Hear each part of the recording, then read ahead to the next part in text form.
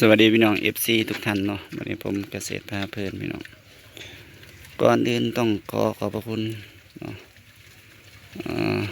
FC ที่ติดตามผมเกษตรพาเพลินตลอดมาเมื่อนี้เช่นเคยพี่น้องมาให้พี่น้องในเบิงหมูดินยอดกระถินก็เรียกอะไรว่าเป็นกิจวัตรประจำวันพี่น้องก็อยู่ประมาณสักบ่ายละพี่น้องให้กินมันมากยีดแล้วก็เสริมโดยยอดกระถินนะเป็นเรียกว่าอาหารว่างให้เจ้าน้องหมูเลี้ยงทั้งเบิด3 ตัวพี่น้องแม่ดำอันนี้แม่ด่างส่วนตัวนั้นเป็นตัวผู้ซึ่งรวมทั้งเบิดมี3 ตัวนะก็เริ่มแรกเริ่มเลี้ยงพี่น้องบ่แม่นว่าเก่งกาจนะจะศึกษาหาข้อมูลไปเรื่อยๆนะแต่ว่าก็ได้ประสบการณ์หลายอยู่พี่น้องตั้งแต่เลี้ยงมานี่บ่เคยพบปัญหาเกี่ยวกับเรื่องหมูเจ็บไข้ได้ป่วยแต่ประการใดนะก็เลี้ยงแบบระบบกึ่งธรรมชาติก็ให้กินอาหารมันมักยีดนี่ก็เรียกว่าเป็นอาหารหลักซึ่งพวกผักใบไม้ใบ กล้วยใบหญ้านี่ก็ให้กินเสริมไปนะพี่น้องซึ่งจะให้กินแบบประปรายกันไปซึ่งจะให้กระถินกินแน่ให้กินใบกล้วยแน่ให้กินใบสาคูแดงแน่ใบปาล์มแน่หน่วยปาล์มแน่สินะเรียกว่าเลี้ยงแบบอาหารผสมผสานนะซึ่งหมูเองก็กินดีทุกประเภทโดยเฉพาะเม็ดปาล์มนี่ก็พี่น้องกินดีแห้งแต่ว่าให้กินหลายพอดี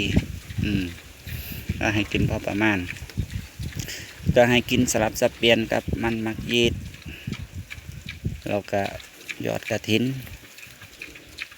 ดังที่ผมกล่าวไปเบื้องต้น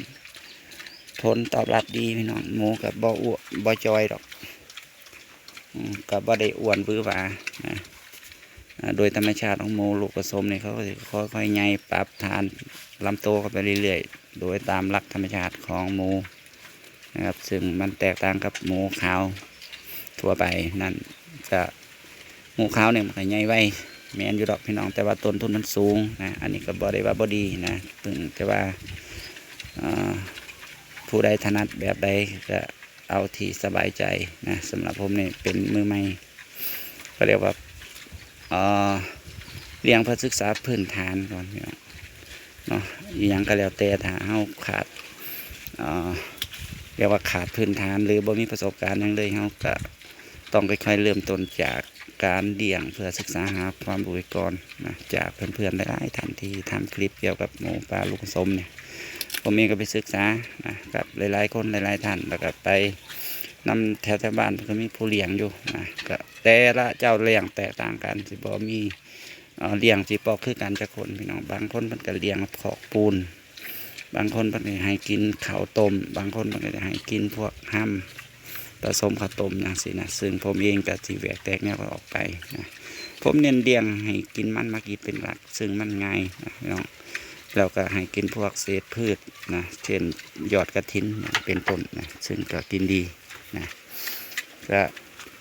เท่าที่เลี้ยงมาก็มีประสบการณ์อยู่ประมาณ7-8 เดือนนะพี่น้องว่าท่านได้เก่งกาจยังแต่ว่าพื้นฐานถ้าแกงแล้วกับผมคิดว่าขยายนะอนาคตอาจจะขยายอยู่ซึ่งจะเป็นไปได้ขนาดใดก็ต้องติดตามผลงานกันต่อไปนะพี่น้องเพราะว่าอยู่ในช่วงเขาเรียกว่ากำลังเรียนรู้ศึกษาเกี่ยวกับหมูปลาหรือว่าหมูลูกผสมเนี่ยว่าเขาจะมีพฤติกรรมอย่างไรในการเลี้ยงแต่ว่าผมเนี่ยเลี้ยงง่ายซึ่งประเด็นยุ่งยากยังเลยแต่ว่าช่วงนี้แดดร้อนนะพี่น้องแต่ว่าก็พอมีน้ำอยู่รอเลี้ยงแต่ว่ามันเริ่มมีฝนลงมาในอากาศเชิงที่เบาลงอากาศร้อนเชิงที่เบาลงนะโดยเฉพาะหมูนี่ถ้าอากาศนั้นร้อนนี่ต้องฉีดน้ำให้เพิ่นเด้แต่ว่าถ้าเป็นหมูปลานี่อาจจะอดทนพี่น้องอดทนกลัวหมูขาวอีกเด้ผมสีเน้นให้แบบเทใส่ดินให้เปียกๆให้เขานอนเด่นไปเท่านั้นนะพอถึงก็อาบน้ำให้ดอก ก็มีอาจจะลดแน่คันสองคันให้เพิ่นมือใดที่อากาศมันร้อนอบอ้าวแห้งเดี๋ยวพามาเบิ่งแม่น